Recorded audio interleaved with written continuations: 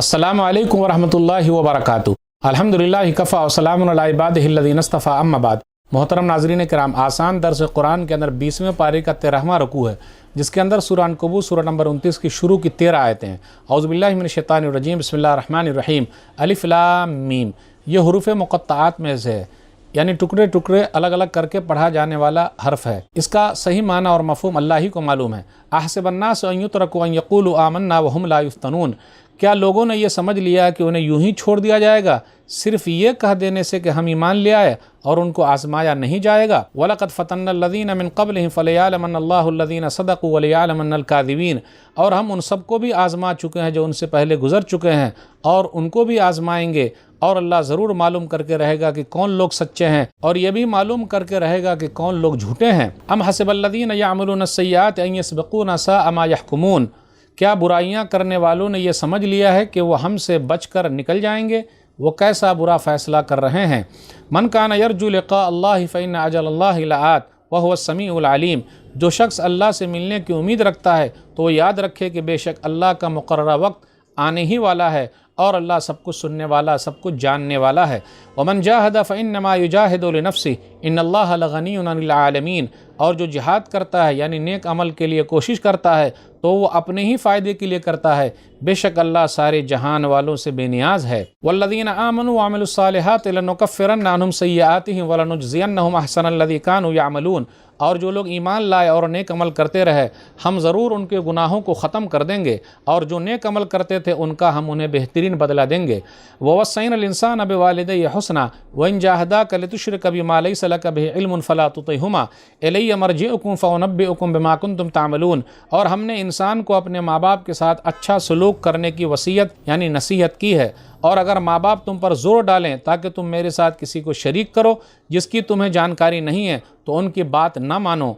तुम सबको मेरे पास ही लौट कर आना है, उस वक्त मैं तुम्हें तुम्हारे कामों की खबर दूंगा। वल्लज़ीना आमनू व अमिलुस्सालिहाति लनुदखिलन्नहुम फ़िस्सालिहीन। और जो लोग ईमान लाए और नेक अमल करते रहे, हम ज़रूर उन्हें नेक लोगों में से कर देंगे। वमिनन्नासि मन यक़ूलु आमन्ना बिल्लाह फ़इज़ा ऊज़िया फ़िल्लाहि जअल फ़ितनतन्नासि कअज़ाबिल्लाह वलइन जाअ नस्रुम मिन रब्बिका लयक़ूलुन्ना इन्ना कुन्ना मअकुम अवलैसल्लाहु बिआलम बिमा फ़ी सुदूरिल आलमीन। और मक्का के मुनाफिकों में से कोई ऐसा है जो ज़ुबान से तो कहता है कि हम अल्लाह पर ईमान ले आए, मगर जब उसे अल्लाह के रास्ते में कोई तकलीफ़ पहुँचती है तो वो लोगों की तरफ से दी गई तकलीफ़ को ऐसा समझता है जैसे अल्लाह का अज़ाब हो, और काफिरों से जा मिलता है। और अगर आप सल्लल्लाहु अलैहि वसल्लम के रब की तरफ से कोई मदद, जीत या माली गनीमत आ जाए तो ज़रूर कहेगा कि हम दिल से तो ऐ ईमान वालों तुम्हारे ही साथ थे। क्या अल्लाह को वो बातें अच्छी तरह मालूम नहीं है जो सारे जहान के लोगों के सीनों में छुपी हुई है, यानी अच्छी तरह मालूम है। वलयअलमन्नल्लाहुल्लज़ीना आमनू वलयअलमन्नल मुनाफ़िक़ीन। और अल्लाह ज़रूर मालूम करके रहेगा कि कौन लोग सच्चे ईमान वाले हैं, और ज़रूर मालूम करके रहेगा कि कौन लोग मुनाफिक हैं। वल्लज़ीना कफ़रू लिल्लज़ीना आमनू इत्तबिऊ सबीलना वलनहमिल ख़तायाकुम वमा हुम बिहामिलीन मिन ख़तायाहुम मिन शै इन्नहुम लकाज़िबून। और काफिरों ने ईमान वालों से कहा, तुम लोग हमारे रास्ते पर चलो और हम तुम्हारे गुनाहों का बोझ उठा लेंगे, जबकि वो काफिर लोग ईमान वालों की किसी गलती का भी बोझ नहीं उठाएंगे, बेशक वो लोग पक्के झूठे हैं। वला यहमिलुन्ना अस्क़ालहुम व अस्क़ालन मा अस्क़ालिहिम वला युसअलुन्ना यौमल क़ियामति अम्मा कानू यफ़्तरून। और वो काफिर लोग अपने गुनाहों का बोझ ज़रूर उठाएंगे, और अपने बोझ के साथ दूसरे लोगों का भी बोझ उठाएंगे, और दुनिया में अल्लाह उसके रसूल और दीन इस्लाम के बारे में जो कुछ झूठ बोलते थे, क़यामत के दिन उनके बारे में ज़रूर पूछा जाएगा। नाज़रीन इकराम, आसान दर्स कुरान के अंदर 20वें पारे का 13वां रुकू है, जिसके अंदर सूरह अनकबूत सूरह नंबर 29 की शुरू की 13 आयतें हैं। सूरह अनकबूत, अनकबूत माना मकड़ी, आयत नंबर 41 के अंदर ये लफ्ज़ आया है अनकबूत। इसके अंदर 69 आयतें हैं और 7 रुकू हैं। इसका खुलासा क्या है?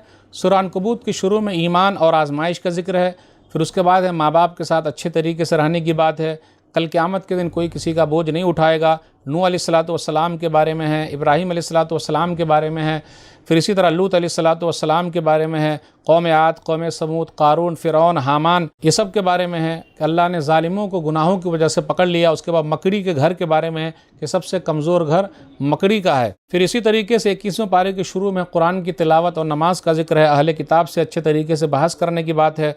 कुरान को नबी सल्लल्लाहु अलैहि वसल्लम ने नहीं लिखा है, क्योंकि नबी सल्लल्लाहु अलैहि वसल्लम को लिखना नहीं आता, पढ़ना नहीं आता, यह अल्लाह का कलाम है।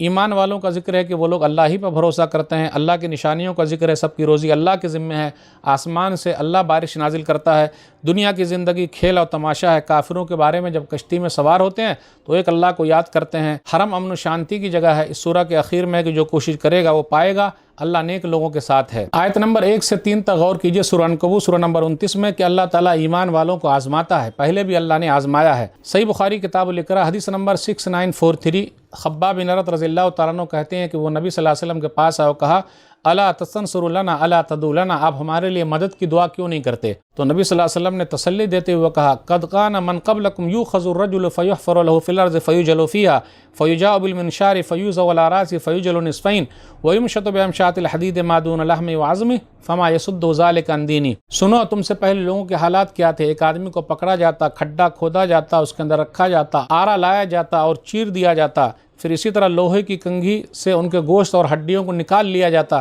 فما يصده ذلك عن دینی، یہ چیزیں بھی اللہ کے دین سے روکنے والی نہیں تھی۔